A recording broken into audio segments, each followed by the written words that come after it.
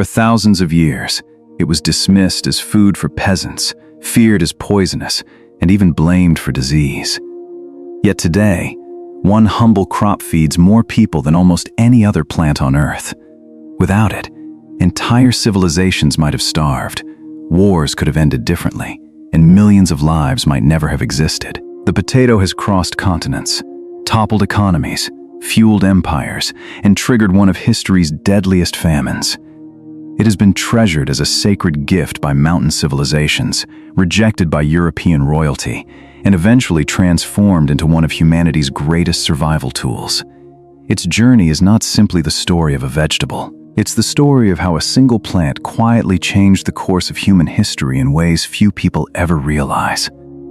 Long before supermarkets stacked potatoes by the thousands or fast food restaurants turned them into one of the world's favorite side dishes, this remarkable crop survived in one of the harshest landscapes on Earth. High in the Andes mountains of South America, where freezing nights and thin air challenged every form of agriculture, ancient communities discovered something extraordinary.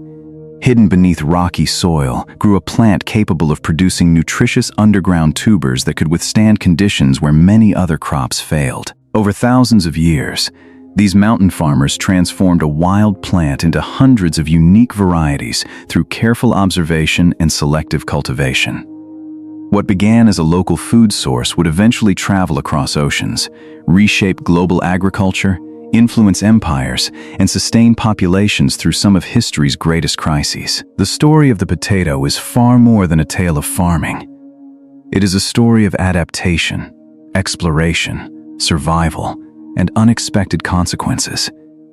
And like many turning points in history, its greatest influence remained invisible until the world desperately needed it. Chapter 1. Born in the high Andes. The history of the potato begins nearly 8,000 years ago in the rugged Andes, spanning parts of present-day southern Peru and northwestern Bolivia. Towering peaks, unpredictable weather, and dramatic swings between warm days and freezing nights made farming extraordinarily difficult. Yet these mountains also became one of humanity's greatest laboratories of agricultural innovation. Early Andean communities noticed wild potato plants growing among rocky slopes. Their first harvests were far from perfect. Many wild potatoes contained bitter compounds called glycoalkaloids, natural chemicals that protected the plants from insects and grazing animals. Through centuries of careful selection, however, farmers gradually favored less bitter, more productive varieties. Generation after generation, families exchanged seeds, experimented with different elevations, and cultivated an astonishing diversity of potatoes. Over time, thousands of distinct varieties emerged, each adapted to specific climates, soils, and seasonal conditions. Some thrived in wet valleys, others on windswept plateaus more than 13,000 feet above sea level. For the people who would later become part of the Inca Empire, potatoes were much more than food. They formed the backbone of everyday life. Farmers developed sophisticated terraces that reduced erosion and captured precious water, allowing potato fields to flourish on steep mountainsides. Communities also perfected the production of chuño, a remarkable freeze-dried potato created by exposing harvested tubers to freezing nighttime temperatures before drying them under the intense mountain sun. The result was extraordinary. Chuño could be stored for years without spoiling, providing reliable food during poor harvests, military campaigns, or natural disasters. In many ways, it represented one of the world's earliest long-term emergency food supplies. As potato cultivation expanded, so did the power of Andean civilizations. Reliable food meant larger populations, stronger armies, and greater political stability. Yet beyond the mountains, almost no one knew this agricultural treasure existed. That would soon change, but only after two worlds collided in ways neither could have imagined. Chapter 2. The crop that crossed an ocean. In the 16th century, Spanish expeditions arrived in the Americas searching for gold, silver, and new territories. Among the riches they encountered were sophisticated agricultural systems unlike anything seen in Europe. While precious metals filled the ships returning across the Atlantic, another cargo, far less glamorous at the time, would ultimately prove even more valuable. Somewhere in the second half of the 1500s, potatoes began their journey from the Andes to Europe. Historians continue to debate the exact route and timing of their earliest arrivals, but by the late 16th century, the crop had established a foothold in Spain before gradually spreading across the continent. Its reception was anything but enthusiastic. Europeans had never encountered a plant quite like the potato, because it belonged to the nightshade family, which also includes several poisonous species. Many people viewed it with deep suspicion.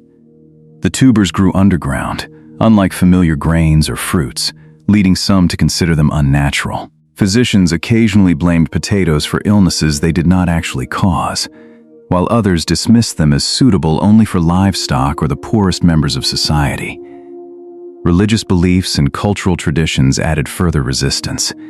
Since potatoes were not mentioned in the Bible, some questioned whether they should even be eaten. Aristocrats generally ignored them, preferring wheat, bread, and other established staples that carried greater social prestige.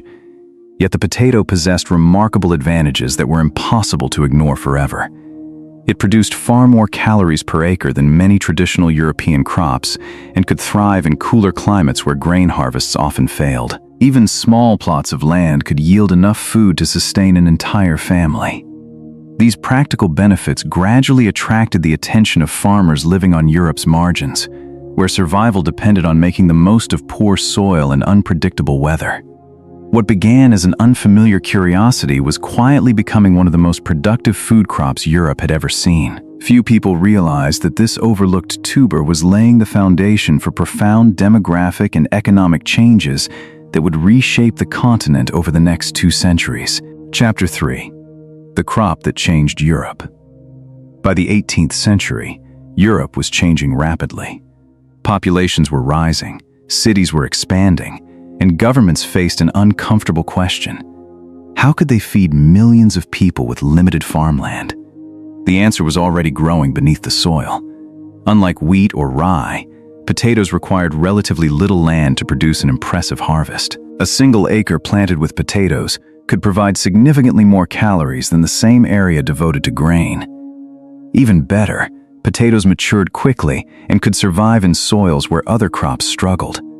For countless rural families, they became a dependable safeguard against hunger. Not everyone embraced them immediately. Across much of Europe, potatoes still carried the reputation of being poor people's food. Convincing farmers to replace familiar grains with an unfamiliar crop proved difficult.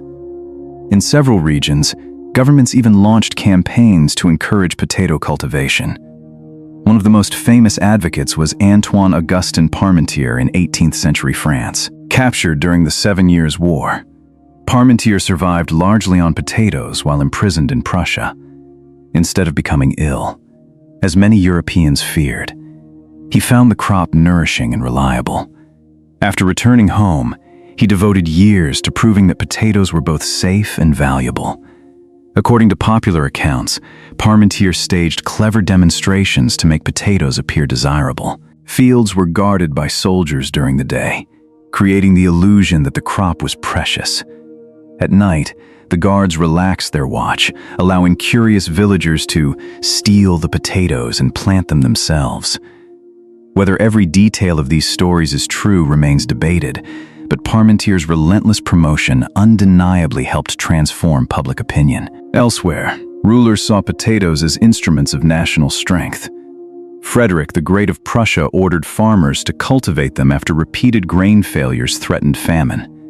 His famous potato orders met resistance at first, but over time the crop became firmly established across the kingdom.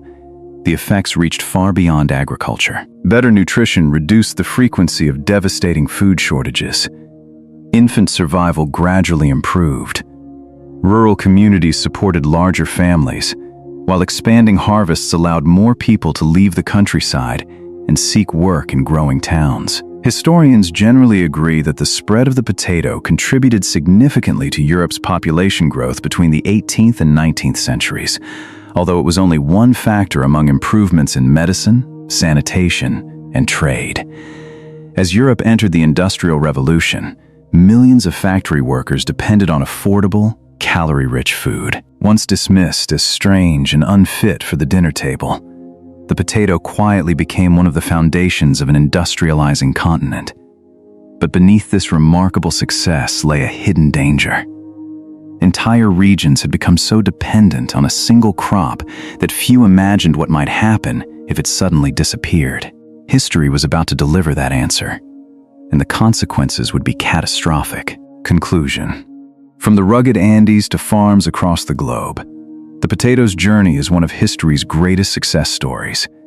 It fed empires, fueled population growth, and transformed the way civilization survived and expanded.